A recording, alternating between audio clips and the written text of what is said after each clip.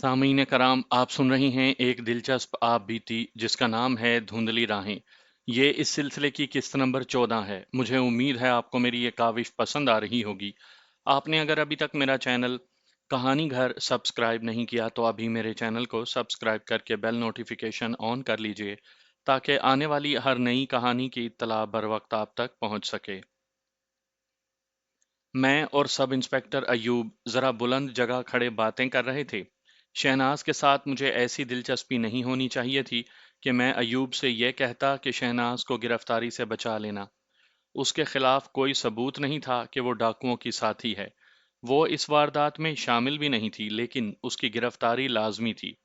उसे गिरफ्तार करके शामिल तफ्तीश करना था, और उसमें शहनाज जैसी दिलकश लड़की के लिए बहुत खराबियां थीं। मुझे शहनाज से मोहब्बत तो नहीं थी। मैंने तो उसे डाकुओं से खराब करने का इरादा किया था, लेकिन अयूब ने जब उसके मुतल्लिक बदनीयती से बातें की और उसने खुशी का इजहार किया कि उसे शहनाज मिल गई है, तो मुझे अयूब पर गुस्सा सा आने लगा।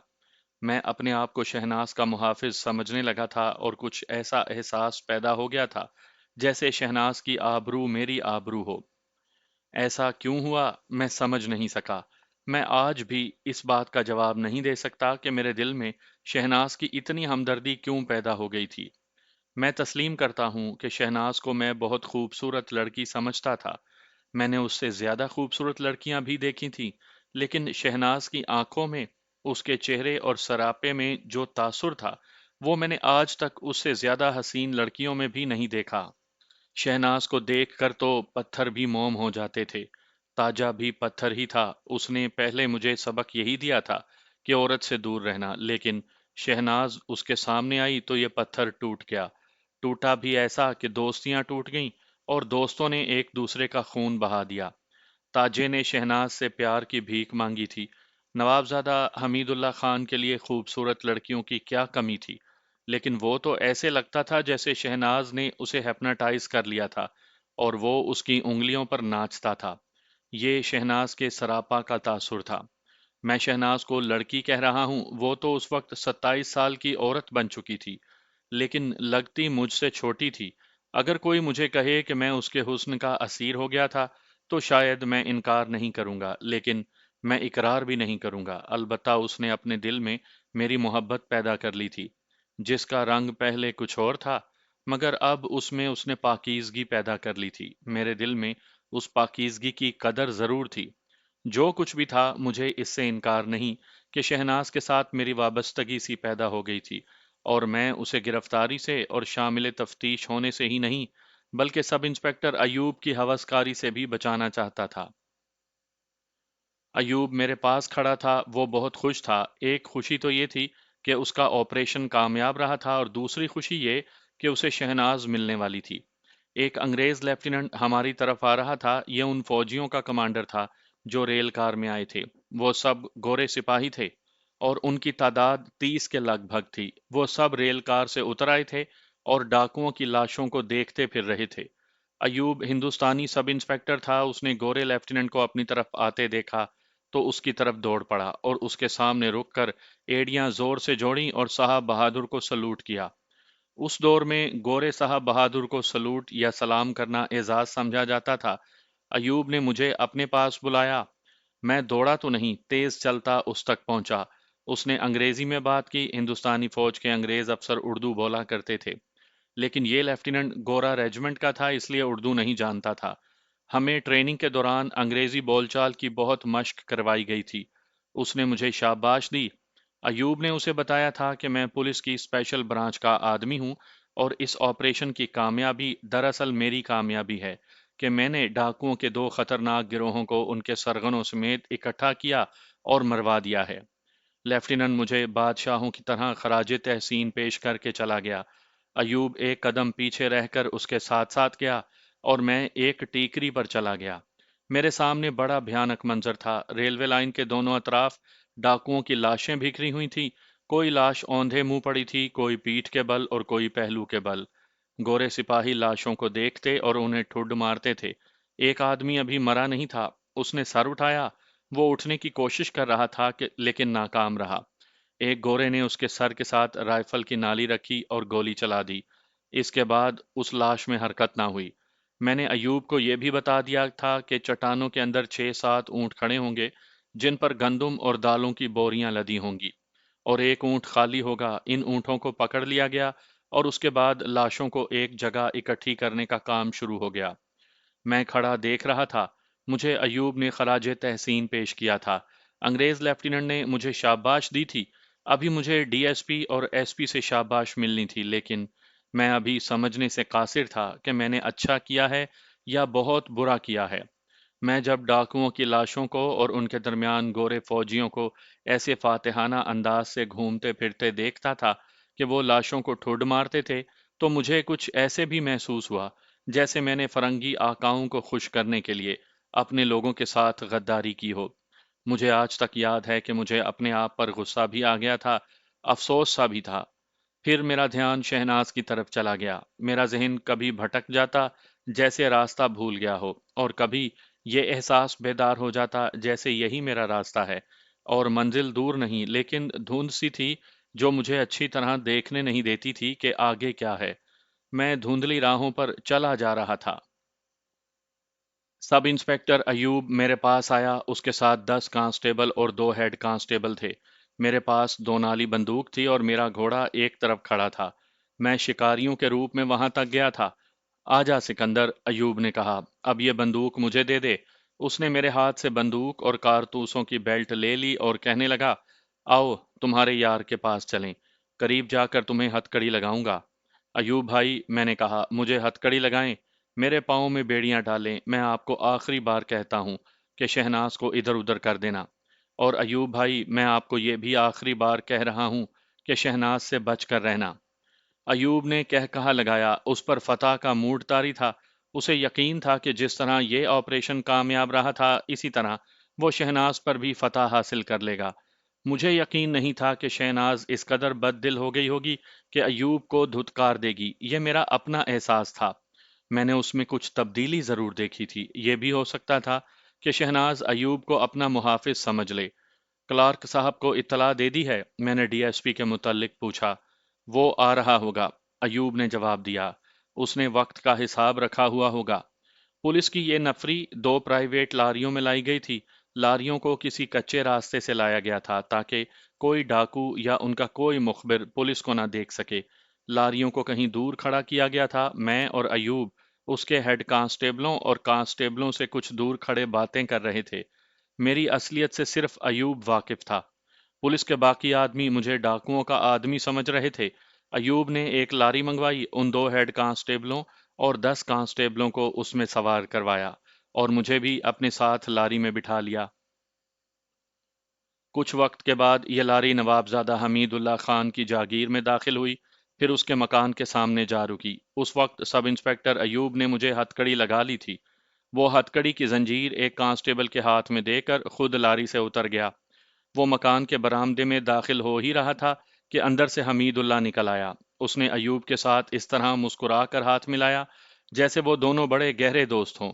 میں لاری میں برآمدے کی طرف بیٹھا ہوا تھا۔ حمید اللہ اور ایوب میرے اتنے قریب تھے کہ میں ان کی باتیں اچھی طرح سن سکتا تھا۔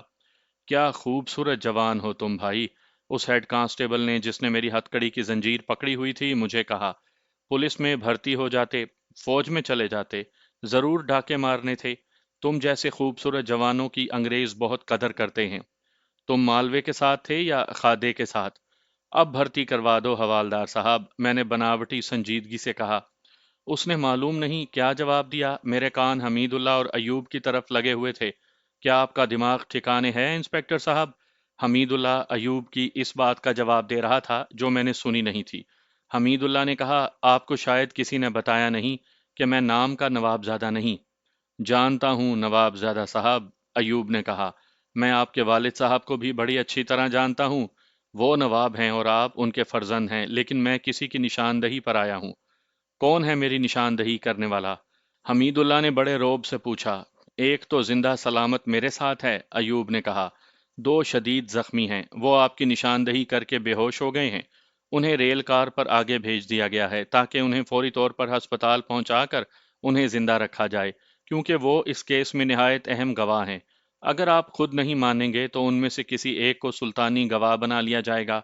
کیا آپ وہ انسپیکٹر ہیں جو اس علاقے کے تھانے میں ایس ایچ او لگے ہیں؟ حمید اللہ نے پوچھا۔ جی ہاں، ایوب نے جواب دیا۔ میں ہی وہ نیا ایس ایچ او ہوں، اور میں وہ سب انسپیکٹر ہوں جس نے سوائے 3 کے آپ کے تمام آدمی مار ڈالے ہیں۔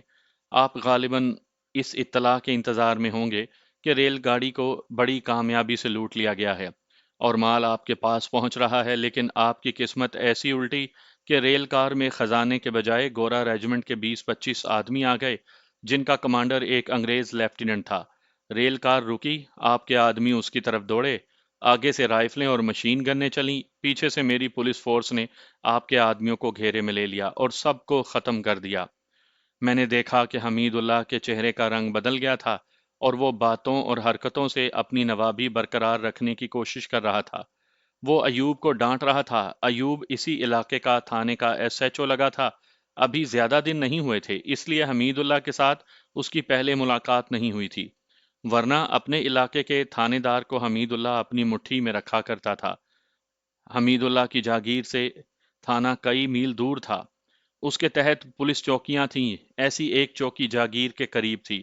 اسے ادھر لاؤ، ایوب نے ہیڈ کانسٹیبل سے میرے متعلق کہا۔ مجھے لاری سے اتار کر حمید اللہ کے سامنے کھڑا کر دیا گیا۔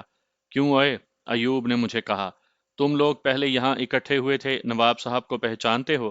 انسپیکٹر صاحب، میں نے احتجاج کے لہجے میں کہا، میں نہ آپ کو جانتا ہوں نہ نواب صاحب کو جانتا ہوں۔ میں نے حمید اللہ سے کہا، نواب صاحب، میں دلی سے اپنے ایک دوست کے ہاں آیا تھا، آج بدقسمتی سے ادھر شکار پر آ نکلا۔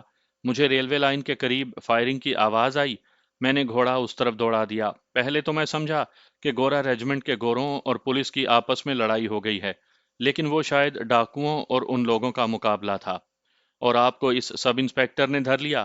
حمید اللہ نے میری بات کاٹ کر کہا۔ دھر کیا لیا نواب صاحب؟ میں نے کہا، یہ دیکھیے، ہتھ کڑی لگا کر یہاں لے آئے ہیں اور مجھ سے زبردستی منوانا چاہتے ہیں کہ میں ڈاکوؤں کا ساتھی ہوں، اور ہم سب ڈاکو آپ کے گھر اکٹھے ہوئے تھے۔ لے جاؤ اسے، ایوب نے ہیڈ کانسٹیبل سے کہا۔ 3-4 سپاہی نیچے آؤ اور نوابزادہ کو پرے لے جاؤ۔ اس نے میرے کندھے پر ہاتھ رکھ کر کہا، تم خود بولو گے، تمہاری زبان اپنے آپ اقبالی بیان دے گی۔ لے جاؤ اسے، لاری میں بٹھاؤ۔ مجھے ڈی ایس پی کلارک نے کہا تھا کہ میں آپریشن کی کامیابی کی صورت میں حمید اللہ کے سامنے انجان اور بے گناہ بن جاؤں۔ یہ مجھے اس لیے کرنا تھا کہ مجھے گواہ یا ملزم کی صورت میں عدالت میں پیش نہیں ہونا تھا۔ میری اصلیت کو چھپانا مقصود تھا۔ یہ خطرہ بھی تھا کہ میری اصلیت ظاہر ہو گئی تو ڈاکوؤں کا کوئی آدمی یا مالوے اور خادے کا کوئی دوست مجھے قتل کر دے گا۔ حمید اللہ کے جرم میں کسی شک کی گنجائش ہی نہیں تھی، یہ تو میری جاسوسی تھی۔ مجھے ہیڈ کانسٹیبل لاری میں لے گیا، دوسرا ہیڈ کانسٹیبل اور 3 کانسٹیبل حمید اللہ کو دھکیلتے ہوئے برآمدے کے ایک کونے میں لے گئے۔ ادھر میں پولیس کو برا بھلا کہہ رہا تھا، ادھر حمید اللہ ایوب کو دھمکیاں دے رہا تھا کہ وہ اس کی اس بدتمیزی کو معاف نہیں کرے گا اور اسے پولیس سروس سے نکلوا دے گا۔ ڈی ایس پی صاحب آنے والے ہیں نواب صاحب، ایوب نے کہا۔ اب جو بات کرنی ہے ان کے ساتھ کرنا، میں نے اس مکان کی تلاشی لینی ہے۔ تم میرے مکان میں داخل نہیں ہو سکتے، حمید اللہ خان چلانے لگا۔ تم 2 ٹکے کے سب انسپیکٹر میرے مکان کی تلاشی کی جرت نہ کرنا، اپنے ڈی ایس پی کو آنے دو۔ ایوب اندر جا چکا تھا، وہ واپس آ گیا اور ایک ہیڈ کانسٹیبل کو آواز دی، 2-3 کانسٹیبلوں کو ساتھ لو۔ اس نے ہیڈ کانسٹیبل سے کہا، یہاں جتنے مزارے اور نوکر چاکر ہیں سب کو یہیں لے آؤ۔ وہ پھر اندر چلا گیا۔ تلاشی کا یہ طریقہ صحیح نہیں تھا، اسے 2-3 کانسٹیبلوں کو ساتھ رکھنا چاہیے تھا۔ حمید اللہ کا ساتھ ہونا ضروری تھا، برآمدگی کے 2 گواہوں کی موجودگی بھی لازمی تھی، بلکہ اسے ڈی ایس پی کا انتظار کرنا چاہیے تھا۔ اس نے غلط کارروائی کا خطرہ مول لیا تھا، جس کی وجہ صرف میں جانتا تھا۔ وہ شہناز کو کہیں چھپانے کے لیے یا اس کے ساتھ سودے بازی کرنے گیا تھا۔ ایوب 15-20 منٹ کے بعد باہر آیا اور اس نے حمید اللہ کو اپنے پاس بلا لیا۔ نواب زیادہ صاحب، ایوب نے حمید اللہ سے کہا، میں آپ کی کچھ نہ کچھ عزت افزائی کرنا چاہتا ہوں۔ کوئی ریوالور، رائفل یا بندوق بلا لائسنس رکھی ہوئی ہے تو خود ہی نکال دیں۔ اگر مسروقہ مال گھر میں موجود ہے تو اس کی بھی نشاندہی کر دیں۔ حمید اللہ نے اب غصے کا اظہار نہیں کیا، وہ ایوب کو ذرا پرے لے گیا اور دونوں سرگوشیوں میں باتیں کرنے لگے۔ ایوب جس طرح سر ہلا رہا تھا، اس سے پتہ چلتا تھا کہ حمید اللہ خان اسے رشوت پیش کر رہا ہے۔ اور وہ نہیں مان رہا، وہ مان ہی نہیں سکتا تھا۔ یہ ایوب کا کیس ہی نہیں تھا، یہ اسپیشل برانچ کا کیس تھا، اور یہ کوئی معمولی سی واردات نہیں تھی۔ ایوب نے ایک ہیڈ کانسٹیبل اور 5 کانسٹیبلوں کو ساتھ لیا اور ایک بار پھر مکان کے اندر چلا گیا۔ اب اندر سے جو آوازیں آنے لگیں ان سے پتہ چلتا تھا کہ اب ایوب صحیح تلاشی لے رہا ہے۔ وہ باہر آیا ہی تھا کہ ڈی ایس پی کلارک گھوڑے پر سوار آ گیا۔ اس کے ساتھ اپنا سٹاف تھا۔ ایوب نے آگے بڑھ کر ڈی ایس پی کو سلوٹ کیا، پھر مجھے لاری سے اتار کر اس کے سامنے کھڑا کر دیا گیا۔ میں نے بولنا شروع کر دیا کہ اس سب انسپیکٹر نے مجھے صرف اس لیے ہتھکڑی لگا لی ہے کہ میں وہاں کھڑا تھا جہاں ڈاکوؤں اور پولیس کا مقابلہ ہوا تھا۔ خانہ تلاشی ہو گئی ہے؟ ڈی ایس پی نے پوچھا۔ ہو گئی ہے صاحب بہادر، ایوب نے کہا۔ کچھ ملا؟ نہیں صاحب بہادر، ایوب نے جواب دیا۔ اس مکان میں بہت قیمتی سامان ہے، لیکن یہ کہتا ہے کہ میں نواب زادہ ہوں اور بہت بڑا جاگیردار ہوں۔ یہ سب قیمتی سامان، زیورات وغیرہ میرے اپنے ہیں۔ اندر 3 عورتیں ہیں، باہر لے آؤ، ڈی ایس پی نے کہا، اور انہیں سی آئی اے کے ہیڈ کوارٹر میں پہنچاؤ۔ اس کے بعد کی کارروائی پولیس کی تفتیش اور دیگر کارروائی تھی۔ حمید اللہ کی جاگیر پر جو کوئی بھی موجود تھا اسے لاری میں بٹھا لیا گیا تھا۔ شہناز اور دوسری 2 عورتوں کو بھی باہر لا کر لاری میں سوار کروا دیا گیا۔ مکان پر 5 6 کانسٹیبلوں اور ایک ہیڈ کانسٹیبل کی گارڈ بٹھا دی گئی۔ مجھے سب سے الگ ڈرائیور کے پیچھے بٹھایا گیا۔ میں نے شہناز کو ایک ہی بار دیکھا، مجھے دیکھتے ہی اس کی آنکھوں میں آنسو آ گئے تھے۔ لاری چل پڑی، اس میں ابھی بہت جگہ تھی۔ جائے واردات پر جا کر کئی اور کانسٹیبلوں کو اس لاری میں بھر دیا گیا اور لاری ہیڈ کوارٹر کو روانہ ہو گئی۔ پولیس کی اسپیشل برانچ کا ہیڈ کوارٹر ملزموں اور مشتبہوں کے لیے جہنم سے کم نہیں تھا۔ وہاں خیریت سے وہی رہتا تھا جو شرافت سے اقبال جرم کر کے صحیح نشاندہیاں کر دیتا تھا، اور جو پولیس کو چکر دینے کی کوشش کرتا تھا اس کا سر ساری عمر چکراتا رہتا تھا۔ جاگیر سے لائے جانے والوں کو تفتیشی کمروں میں لے گئے۔ مجھے ایوب ڈی ایس پی کے دفتر میں لے گیا اور میری ہتھکڑی کھول دی گئی۔ کچھ دیر کے بعد ڈی ایس پی بھی آ گیا۔ اس نے مجھے اس طرح خراج تحسین پیش کیا کہ مجھے گلے لگا لیا۔ تم نے ایک ہی بار ڈاکوؤں کے 2 گروہ تباہ کروا دیے، ڈی ایس پی نے کہا۔ ہم سفارش کریں گے کہ تمہیں اور سلطان احمد کو سب انسپیکٹر بنا دیا جائے۔ ہم تم دونوں کو نقد انعام بھی دلوائیں گے۔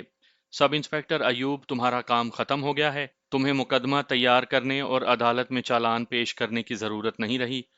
کیوں صاحب بہادر؟ ایوب نے پوچھا۔ جن زخمی ڈاکوؤں نے بتایا تھا کہ یہ دونوں گروہ نوابزادہ حمید اللہ کی جاگیر پر اکٹھے ہوئے تھے، وہ دونوں زخمی ہسپتال میں پہنچتے ہی مر گئے ہیں، ڈی ایس پی نے کہا۔ باقی سب مشتبہ ہیں، اسپیشل برانچ ان کی چھان بین کر لے گی۔ یہ کام میرا اور تمہارا نہیں، لیکن کیس ہمارے علاقے کا ہے، اس لیے ہمیں کچھ دن اسپیشل برانچ کے ساتھ رہنا پڑے گا۔ گستاخی معاف صاحب بہادر، سب انسپیکٹر ایوب نے ڈی ایس پی سے پوچھا۔ نوابزادہ حمید اللہ خان کا کیا بنے گا؟ صاحب بہادر، یہ میں اس لیے پوچھ رہا ہوں کہ یہ شخص اور اس کی جاگیر میرے علاقے میں ہے۔ تم فکر نہ کرو، ڈی ایس پی نے جواب دیا، اس کے متعلق میں بعد میں حکم تمہیں دوں گا۔ نوابزادہ کے متعلق بعد میں جو حکم ملا وہ یہ تھا کہ وہ تینوں عورتوں کو، جن میں شہناز بھی شامل تھی، اپنے ساتھ لے کر جاگیر پر واپس چلا جائے اور آئندہ مجرموں کے ساتھ کسی قسم کا تعلق نہ رکھے۔ لیکن یہ فیصلہ 5 6 دنوں کے بعد ہوا تھا۔ ان 5 6 دنوں میں نوابزادے کا حال حلیہ اس قدر بگڑ چکا تھا کہ وہ پہچانا نہیں جاتا تھا۔ مجھے اور سلطان احمد کو تو بالکل ہی الگ تھلگ کر دیا گیا تھا، لیکن وہاں جو کچھ ہوا وہ پتہ چلتا رہا۔ حمید اللہ خان کے باپ کو بلایا گیا تھا اور اسے بتایا گیا کہ اس کا بیٹا ڈاکوؤں کی پرورش کر رہا ہے اور اپنی جاگیر کو اس نے ڈاکوؤں کا اڈا بنا رکھا ہے۔ اس کے باپ نے کہا تھا کہ اپنے اس بیٹے کے اعمال کا وہ ذمہ دار نہیں۔ نواب سے آئی جی باز پرس کر رہا تھا، اس نے جب کہا کہ وہ اپنے بیٹے کے اعمال کا ذمہ دار نہیں تو آئی جی اس پر برس پڑا۔ یہاں میں آپ کو یہ بھی بتا دوں کہ یہ نواب اور مہاراجے اپنی رعایا کے لیے فرعون سے کم نہیں ہوتے تھے، لیکن یہ انگریزوں کی جوتیاں چاٹتے تھے۔ انگریزوں نے ہندوستان پر اپنے پنجے گہرے اتارے رکھنے کے لیے انہیں ریاستوں کی حکومتیں دی تھیں۔ یہ نواب اور مہاراجے اپنی رعایا کا خون، محصولات اور دیگر ٹیکسوں اور بیگار کے ذریعے نچوڑتے رہتے اور صحیح معنوں میں قارون کے خزانے اکٹھے کیے رکھتے تھے۔ انگریز اپنی قسم کی بنیا قوم تھی، حکومت برطانیہ ان سے کسی نہ کسی بہانے رقم بٹورتی رہتی تھی۔ دیکھو نواب، انگریز آئی جی نے آنکھیں دکھا کر کہا، تمہیں ہائنس ہم نے بنایا ہے۔ وہ تمہارا بیٹا ہے، ہم اس کے ساتھ تمہیں بھی جیل میں بند کر سکتے ہیں۔ یہ کیس گورنر صاحب بہادر تک گیا ہے اور وہاں سے حکم آیا ہے کہ تم 1,50,000 روپیہ سرکاری خزانے میں بطور تاوان جمع کروا دو، پھر یہ کیس ختم کر دیا جائے گا۔ لیکن یہ کیس تمہارے اور تمہارے بیٹے کے خلاف کاغذوں میں درج رہے گا۔ یہ 1,50,000 روپیہ آج کے حساب سے شاید اربوں روپیہ بنتا تھا۔ انگریز افسروں نے دیکھا کہ جو گواہ تھے وہ مارے گئے ہیں اور یہ کیس عدالت میں نہیں لے جایا جا سکتا، اس لیے انہوں نے 1,50,000 روپیہ وصول کر لیا۔ نواب کے لیے اتنی رقم کی ادائیگی کوئی مسئلہ نہیں تھا۔ اس نے اپنے خزانے کا یہ نقصان اپنی رعایا کا خون چوس کر پورا کر لینا تھا۔ اس کے پاس رقم بٹورنے کا ایک ذریعہ اور بھی تھا۔ اس کے حرم میں ایک سے ایک خوبصورت عورت موجود تھی۔ وہ خود آخری عمر کو پہنچ گیا تھا، 3-4 عورتوں کو بیچ کر اس نے اپنا خزانہ پھر بھر لینا تھا۔ یہ تاوان تو حمید اللہ کے باپ نے ادا کرنا تھا، جو اس نے مقررہ وقت سے پہلے ادا کر بھی دیا تھا، لیکن اسپیشل برانچ کے تفتیشی کمرے میں جو حالت حمید اللہ کی کر دی گئی تھی وہ اتنی بری تھی کہ اس کے دماغ سے نوابی کیڑا نکل گیا تھا۔ اس نے ڈی ایس پی اور ایس پی کے ساتھ بھی اسی طرح بدتمیزی سے بات کی تھی جس طرح ایوب کے ساتھ کرتا رہا تھا۔ ڈی ایس پی کلارک نے پولیس کے ایک گورے انسپیکٹر اور گورے سارجنٹ سے کہا تھا کہ اس کا دماغ درست کریں، لہٰذا انہوں نے اس کا دماغ ضرورت سے زیادہ صحیح کر دیا تھا۔ مجھے صرف شہناز کے متعلق فکر تھی۔ یہ ہو ہی نہیں سکتا تھا کہ شہناز جیسی حسین عورت تفتیش کے دوران تفتیش کرنے والوں سے اپنی آبرو بچائے رکھتی۔ ڈی ایس پی کلارک مجھ سے متاثر تھا اور اب اس کامیابی کے بعد وہ اتنا متاثر ہو گیا تھا کہ مجھ سے مشورے بھی لیتا تھا۔ یہ مجھ پر اللہ کا خاص کرم تھا، جس کی ذات باری نے مجھے اتنی ذہانت عطا فرمائی تھی۔ اس کیس کی صورت ایسی بن گئی تھی کہ تفتیش تحقیقات کی صورت اختیار کر گئی تھی۔ یہ تحقیقات یعنی انکوائری ایس پی اور ڈی ایس پی کلارک کر رہے تھے۔ اس میں میرا بیان سب سے اہم تھا۔ مجھے تو یہ نظر آ رہا تھا کہ حمید اللہ خان کی جاگیر بحق سرکار ضبط ہو جائے گی، اس کے باپ کی نوابی ختم ہو جانے کا خطرہ بھی نظر آ رہا تھا، لیکن انگریز بادشاہ نے یہ سوچ کر کہ ڈاکو اپنے سرداروں سمیت مارے گئے ہیں، یعنی اصل مقصد پورا ہو گیا ہے، اپنے خزانے کے لیے 1,50,000 روپیہ حاصل کر لیا۔ انگریزوں نے اپنا مقصد تو پورا کر لیا تھا، لیکن میرا مقصد ابھی ادھورا تھا۔ میں نے شہناز کو بچانا تھا۔ میں نے اس کا یہ طریقہ اختیار کیا کہ ڈی ایس پی کلارک سے کہا کہ وہ مجھے کوئی انعام نہ دیں۔ میں نے جو کر دکھایا ہے یہ میرا فرض تھا۔ میری ایک بات سن لیں۔ ڈی ایس پی نے پوری توجہ سے میری بات سنی۔ تم کیا چاہتے ہو؟ ڈی ایس پی نے پوچھا۔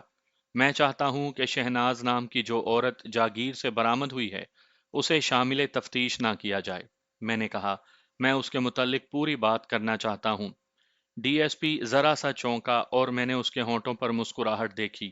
نہیں صاحب بہادر، میں نے کہا، غلط نہ سمجھیں، ایسی کوئی بات نہیں۔ آپ کو وہ میری کہانی یاد ہوگی جو میں نے اپنے متعلق آپ کو سنائی تھی۔ اس وقت میں نے آپ کو یہی بتایا تھا کہ میری سوتیلی ماں نے مجھے اغوا کروایا اور مالوے کے اڈے تک پہنچایا تھا۔ اب میں آپ کو یہ بتانا چاہتا ہوں کہ وہ سوتیلی ماں یہی شہناز تھی۔ ڈی ایس پی ایک بار پھر چونکا، لیکن اب اس کے ہونٹوں پر مسکراہٹ نہیں تھی بلکہ چہرے پر سنجیدگی کا گہرا تاثر آ گیا تھا۔ تم فکر مت کرو سکندر، ڈی ایس پی نے کہا، میں اس عورت کو ایسی سزا دوں گا کہ تمہارا انتقام پورا ہو جائے گا۔ نہیں صاحب بہادر، میں نے کہا، میں انتقام نہیں لینا چاہتا، میں اسے بچانا چاہتا ہوں۔ میں یہ بھی نہیں چاہتا کہ اسے شامل تفتیش کیا جائے۔ کیا کہہ رہے ہو سکندر؟ کلارک نے حیران سا ہو کر پوچھا۔ کیا تم ایک مجرم عورت کو بچانا چاہتے ہو جس نے تمہیں مالوا جیسے ڈاکو تک پہنچایا تھا اور اب حمید اللہ جیسے مجرم کے ساتھ ہے؟ یہ معمولی مجرم عورت نہیں ہے۔ صاحب بہادر، میں نے آہ بھر کر کہا، میں اس عورت کو مجرم بننے سے بچا رہا ہوں۔ اگر سزا دینی ہے تو اس کی ماں کو دی جائے، جس نے اس لڑکی کو دھوکے اور فریب سے پیسہ کمانے کا ذریعہ بنایا تھا اور اس کے ہاتھوں میرے باپ کو زہر دلوایا تھا۔ اس کی ساری سزا اس لڑکی کو ملی۔ میں نے ڈی ایس پی کو تفصیل سے بتایا کہ ماں نے شہناز کو کس طرح سیٹھ ابراہیم کے ہاتھ بیچا تھا اور میں کس ڈرامائی طریقے سے اور کس ارادے سے شہناز کو وہاں سے نکال لایا تھا اور اس پر کس طرح تاجہ قتل ہوا اور یہ حمید اللہ کے قبضے میں آئی۔ صاحب بہادر، میں نے کہا، میں اپنے مشن پر حمید اللہ کے ہاں گیا تو شہناز مجھے وہاں ملی۔ میں نے دیکھا کہ شہناز کا دماغ درست ہو چکا تھا اور اس کے سارے بل کس نکل گئے تھے۔ اسے وہاں کوئی پریشانی نہیں تھی۔ بلکہ حمید اللہ اس پر اس حد تک فریفتہ ہو گیا کہ یہ اس کے دماغ پر، دل پر اور اعصاب پر چھا گئی۔ اس کے باوجود یہ مطمئن نہیں تھی۔ گناہ جو اس سے ماں نے کروائے تھے وہ اسے ڈس رہے تھے۔ مجھے دیکھ کر یہ میرے پاؤں میں تو نہ گری، لیکن اس نے اپنے انداز میں ماؤں والا تقدس پیدا کر لیا اور میرے ساتھ اس طرح پیار کیا جس میں بدی کا شائبہ تک نہیں تھا۔ اس میں کوئی شک نہیں کہ یہ گناہوں کا کفارہ ادا کرنا چاہتی ہے۔ صاحب بہادر، میں اعتراف کرتا ہوں کہ میں ایک دو موقعوں پر اپنے آپ کو قابو میں نہ رکھ سکا، لیکن شہناز نے مجھے احساس دلا دیا کہ اب اس کی محبت میں وہ بات نہیں رہی جو اس وقت تھی جب میرے باپ کے گھر میں اس نے مجھے اپنی ہوس کے جال میں پھانسنے کی کوشش کی تھی۔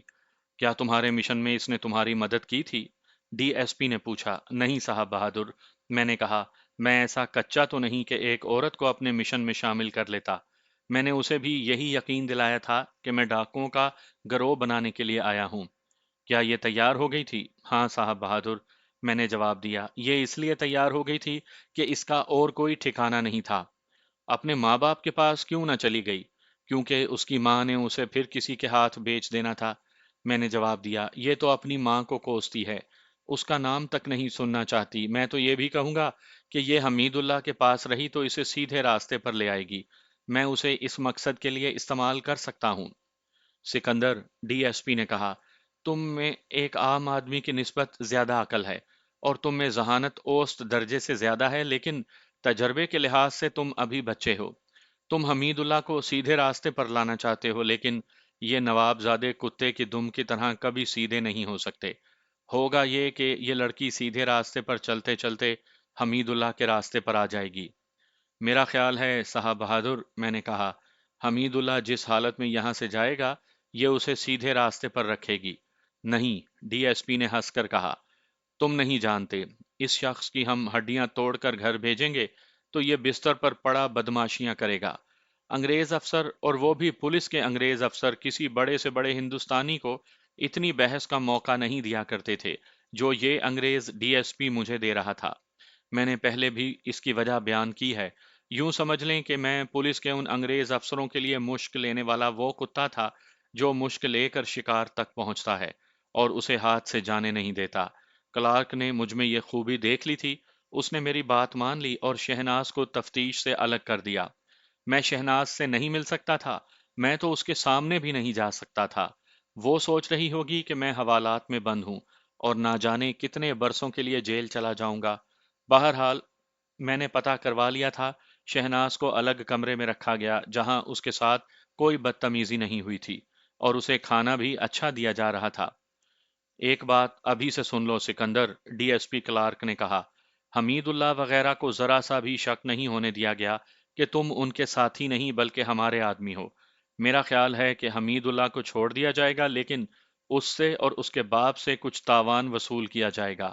اگر اسے چھوڑ دیا گیا تو چند دنوں کے بعد تم اس کے پاس اس کی جاگیر میں جاؤ گے اور یہ تاثر دو گے کہ کوئی گواہ نہ ہونے کی وجہ سے تمہیں بھی چھوڑ دیا گیا ہے، اور تم اس سے پوچھو گے کہ اب کیا کرنا ہے۔ اس طرح تم کچھ دن اس کے پاس رہ کر جائزہ لوگے کہ اس کے ارادے کیا ہیں۔ یہ حکم تمہیں بعد میں ملے گا۔ شہناز کے متعلق مجھے اطمینان ہو گیا۔ اس کے بعد حمید اللہ کو بھی تاوان کی وصولی کے بعد چھوڑ دیا گیا اور وہ تینوں عورتوں کو اپنے ساتھ لے کر چلا گیا۔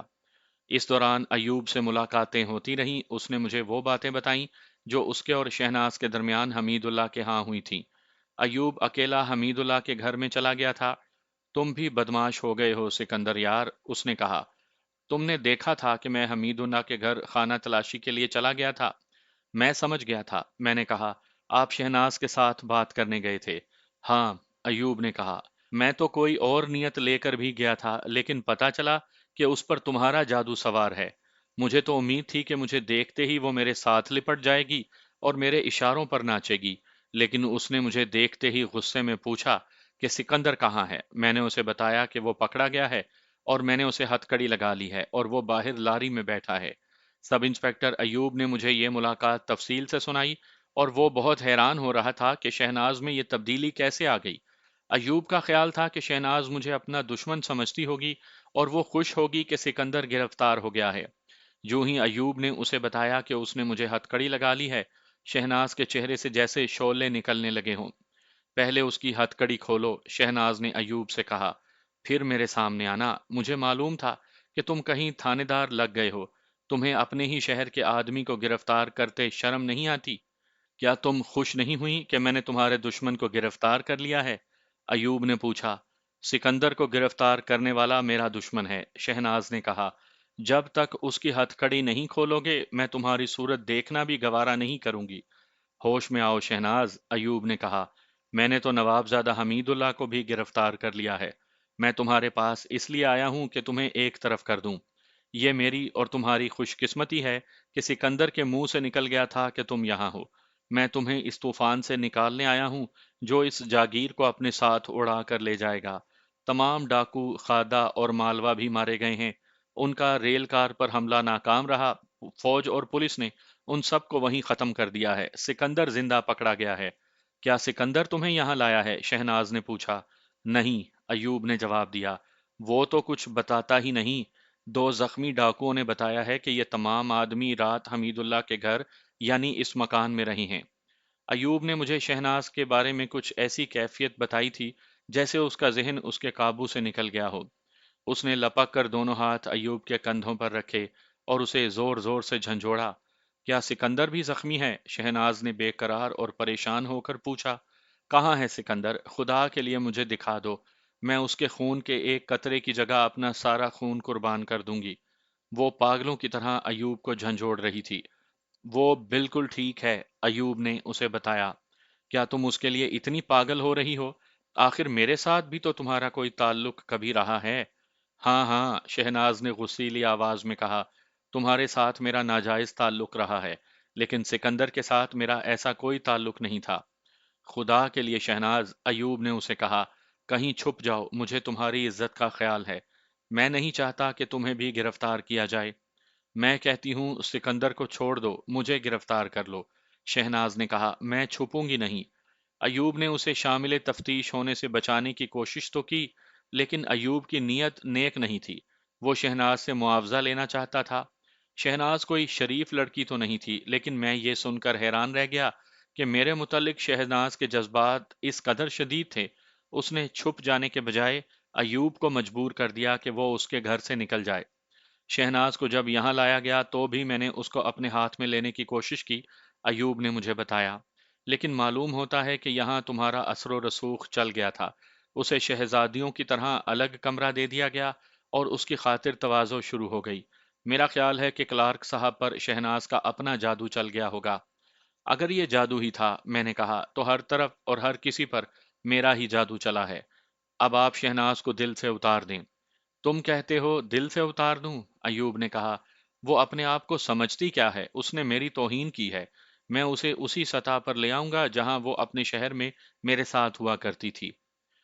اس کے لیے تو آپ کو حمید اللہ کی جاگیر پر جانا پڑے گا، میں نے کہا۔ وہ تو میں جاؤں گا ہی، ایوب نے کہا۔ وہ جاگیر میرے علاقے میں ہے، میں ان نوابزادوں کو جانتا ہوں۔ بدماشی کرنے سے یہ لوگ باز نہیں آ سکتے۔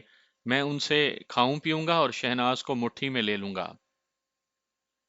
آخر یہ معاملہ بالکل ہی ختم ہو گیا۔ ایوب واپس اپنے تھانے میں چلا گیا۔ میری اور سلطان احمد کی جوڑی پکی ہو گئی۔ اسپیشل برانچ کے لیے ہم دونوں ہیرو بن گئے۔ 10-12 دن گزرے ہوں گے کہ اسپیشل برانچ کے ایس پی صاحب کی طرف سے بلاوا آ گیا۔ سلطان احمد کو بھی بلایا گیا تھا۔ ہاں، تم دونوں کو ہم سب انسپیکٹر بنا چکے ہیں، ایس پی نے کہا۔ رینک بڑھ جانے سے ذمہ داریاں بھی بڑھ جایا کرتی ہیں۔ ہم بہت خوش ہیں کہ تم دونوں نے پہلا ہی کام پوری کامیابی سے کیا ہے۔ اب جو کام ہم تمہیں دے رہے ہیں یہ مشکل نہیں، تھوڑا سا خطرہ ضرور ہے۔ خطرہ تمہارے لیے ہے سکندر۔ تمہیں ہم اس جگہ بھیج رہے ہیں جہاں تم نے پہلا مشن مکمل کیا تھا۔ کسی کو تمہاری اصلیت کا علم تو نہیں، پھر بھی تمہیں اپنی حفاظت خود کرنی پڑے گی۔ سلطان احمد پہلے کی طرح تمہارے ارد گرد اسی بحروپ میں رہے گا۔ تم دونوں کے کپڑوں کے اندر ریوالور ہوں گے، جان کے خطرے کی صورت میں تم جسے ضرورت محسوس کرو گولی مار سکتے ہو۔ ہمیں کام یہ بتایا گیا کہ مجھے حمید اللہ کے ہاں جا کر یہ دیکھنا تھا کہ اب وہ کیا کر رہا ہے۔ خطرہ یہ تھا کہ وہ پھر ڈاکوؤں کا کوئی اور گروہ بنا رہا ہوگا یا کوئی انتقامی کارروائی کا سوچ رہا ہوگا۔ ایس پی نے ہمیں ہدایات دیں۔ ڈی ایس پی کلارک اپنے علاقے کے ہیڈ کوارٹر میں تھا۔ ہمیں اس کے پاس جانا تھا۔ ہم دوسرے ہی دن روانہ ہو گئے اور کلارک کے پاس پہنچ گئے۔ ہمیں حمید اللہ خان کے متعلق تھانے کے مخبر کوئی صحیح رپورٹ نہیں دے رہے تھے، ڈی ایس پی کلارک نے ہمیں کہا۔ کچھ مشکوک سی رپورٹیں ملی ہیں، حمید اللہ خان کوئی نہ کوئی کاروائی ضرور کر رہا ہے۔ اگر وہ ڈاکوؤں کا کوئی اور گروہ نہیں بنا رہا تو ہمیں شک ہے کہ اس نے دہشت گردوں کے ساتھ کچھ نہ کچھ تعلق ضرور پیدا کر لیا ہے۔ دہشت گردوں کے متعلق تمہیں ٹریننگ میں سب کچھ بتایا گیا تھا، اور ٹریننگ کے بعد بھی ہمیں یہ اطلاع بھی ملی ہے کہ اسے تمہارے متعلق ابھی تک معلوم نہیں کہ ڈاکوؤں کو موت کے جال میں لانے والے تم تھے۔ میں معمولی سے کپڑے پہن کر روانہ ہو گیا اور حمید اللہ کی جاگیر پر جا پہنچا۔ سلطان احمد نے جوتھیوں والا بھیس بدل لیا اور وہ بھی روانہ ہو گیا۔ ڈی ایس پی کے انتظام کے تحت سلطان احمد کو ایک گاؤں کے نمبردار کے ساتھ رابطہ رکھنا تھا۔ میں جب حمید اللہ کے ہاں پہنچا تو وہ گھر پر نہیں تھا، شہناز برآمدے میں کھڑی تھی۔ مجھے دیکھ کر میری طرف دوڑ پڑی اور دوسرے ہی لمحے میں اس کے بازوؤں میں تھا۔ اس کا انداز بالکل اس ماں جیسا تھا جس کا جوان بیٹا جنگ سے واپس آیا یا بہت مدت بعد چھٹی آیا ہو۔ اس نے مجھے سر سے پاؤں تک دیکھا۔ وہ دیکھ رہی تھی کہ میں ٹھیک تو ہوں۔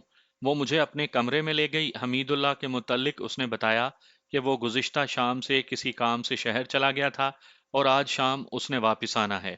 شہناز کی دیوانگی کا یہ عالم تھا کہ ایک بات شروع کرتی اور اسے چھوڑ کر کچھ اور کہنے لگتی۔ اس کا ذہن سوالوں اور باتوں سے بھرا پڑا تھا اور وہ فیصلہ نہیں کر پا رہی تھی کہ کون سی بات پہلے کرے۔ مجھے تو کسی نے بتایا تھا کہ تمہیں 10 سال جیل ہو گئی ہے، شہناز نے کہا۔ کس نے بتایا تھا؟ میں نے پوچھا۔ ایوب نے تو نہیں بتایا۔